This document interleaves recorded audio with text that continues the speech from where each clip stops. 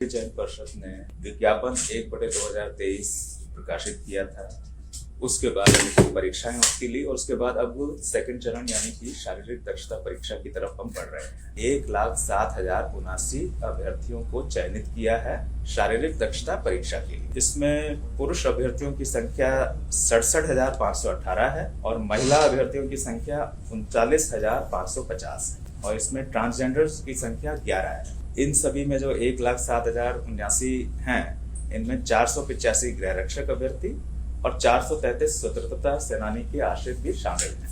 ये सभी सूचनाएं हमारी जो पिछली सूचना प्रकाशित हुई उसमें भी शामिल हैं। अब इन अभ्यर्थियों की शारीरिक दक्षता परीक्षा हम 9 दिसंबर 2024 से प्रारंभ करेंगे और ये 10 मार्च 2025 तक चलेगी, यानी 3 माह की अवधि के लगभग, बल्कि उससे थोड़ा ज्यादा ही समय तक ये परीक्षाएं चलती रहेंगी। और ये परीक्षा हम आयोजित करेंगे शहीद राजेंद्र प्रसाद सिंह राजकीय उच्च विद्यालय गर्दनीबाग में। प्रातः 7 बजे से ये प्रारंभ होगी और शारीरिक परीक्षा और उसके बाद फिर दस्तावेज सत्यापन के साथ ही ये समापन होगा। उसके पुरुष अभ्यर्थियों और महिला अभ्यर्थियों की परीक्षाएं अलग अलग दिन आयोजित की जाएंगी।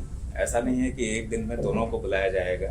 एक दिन में पुरुष रहेंगे और पुरुषों की जब संपन्न हो जाएगी उसके बाद महिलाओं को हम बुलाएंगे। एक दिन में पुरुष अभ्यर्थियों को बुलाए जाने वालों की संख्या 1,600 रहेगी और महिलाओं की संख्या 1,400 रहेगी। 1,600 पुरुष अभ्यर्थियों को एक दिन में हम बुलाएंगे, महिला अभ्यर्थियों की संख्या 1,400 रहेगी। परीक्षा में भाग लेने से पहले सभी अभ्यर्थियों को शारीरिक या मानसिक रूप से स्वस्थ होने और जहां जिनके मामले में लागू हो महिलाओं के जो है वो गर्भवती ना होने और इनके द्वारा किसी भी प्रकार के उत्तेजक, मादक अथवा प्रतिबंधित दवाओं के सेवन न करने का घोषणा पत्र भी लिया जाएगा।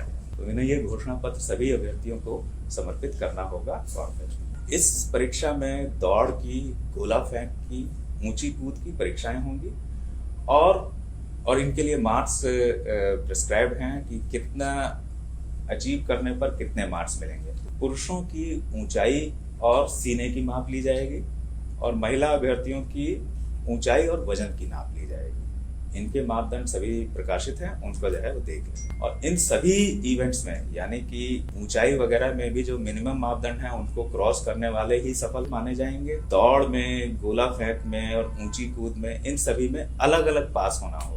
ऐसा नहीं कि टोटल में पास होना है, हर एक इवेंट में अलग अलग अभ्यर्थियों को पास हो। किसी भी एक इवेंट में फेल होने या असफल होने का मतलब है कि वे आगे के चरणों में भाग नहीं ले सकेंगे और वे बाहर हो जाएंगे। तो इसलिए सभी अपनी हर चीज के लिए पूरी तैयारी करें। दौड़ की जो कार्रवाई होगी और उसके जो समय का आकलन होगा वो कंप्यूटरीकृत पद्धति से होगा। पहले भी परिषद वैसे ही करती आई है। अभ्यर्थियों के पैरों में जो है वो चिप और जो है सेंसर के माध्यम से जो है इनका आकलन किया जाएगा। इसमें मानवीय हस्तक्षेप नहीं है और मानवीय हस्तक्षेप की गुंजाइश भी नहीं है कि उसमें कुछ हल्का फुल्का जो है मैनेज किया जा सके, वैसी कोई पॉसिबिलिटी नहीं है। और समय का आकलन मिनट, समय सेकंड में, सेकंड के 1000वें स्थान तक आकलन होगा।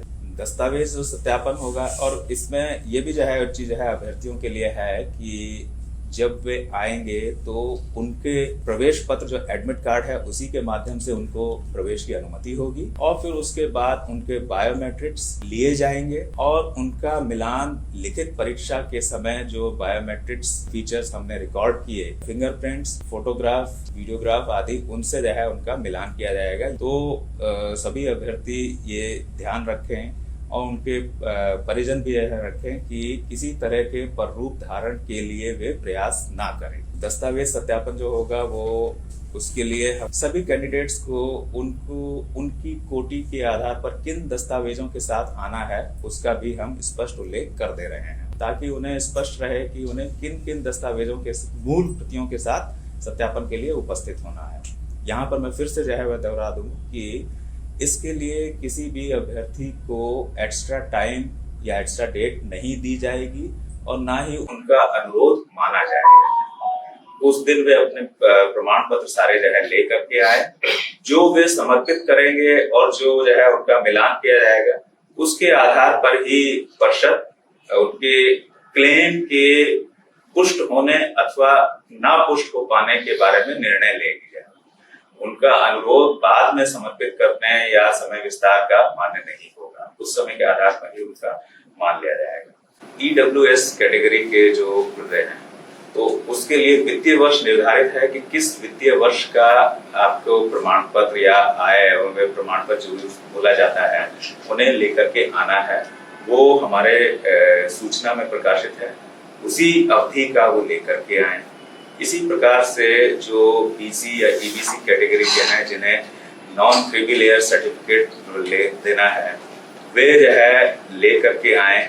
उसमें ये भी है कि यदि उनका 1 वर्ष पूर्व की अवधि का निर्गत है, उसकी भी 1 वर्ष से ज्यादा हो चुकी है अगर, तो उन्हें साथ में एक पत्र होता है 18B, उसमें घोषणा पत्र वो भी देना है।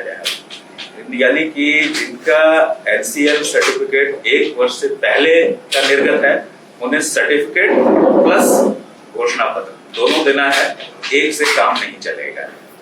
जिनका 1 वर्ष की अवधि के भीतर का है, उनका जो है उससे काम सिर्फ NCL सर्टिफिकेट से काम उनका जो है चल जाएगा। इसी तरह की और भी कई चीजें जो है विवाहित महिलाओं के बारे में वगैरह में, वो सब उसमें जो है हमने सूचनाएं विस्तार से दे दी हैं ताकि किसी प्रकार का कोई संशय ना रहे। स्वतंत्रता सेनानी के जो आश्रित हैं उनके बारे में जो है कि परिचय पत्र मात्र मान्य नहीं होगा, एक प्रमाण पत्र दिया जाता है जो क्या जिसका फॉर्मेट वगैरह सब प्रिस्क्राइब है, उसी के आधार पर वो प्रस्तुत करेंगे तभी उनका दावा माना जाएगा। आप लोग बिहार JLK चैनल को लाइक करें, सब्सक्राइब करें और कमेंट करें।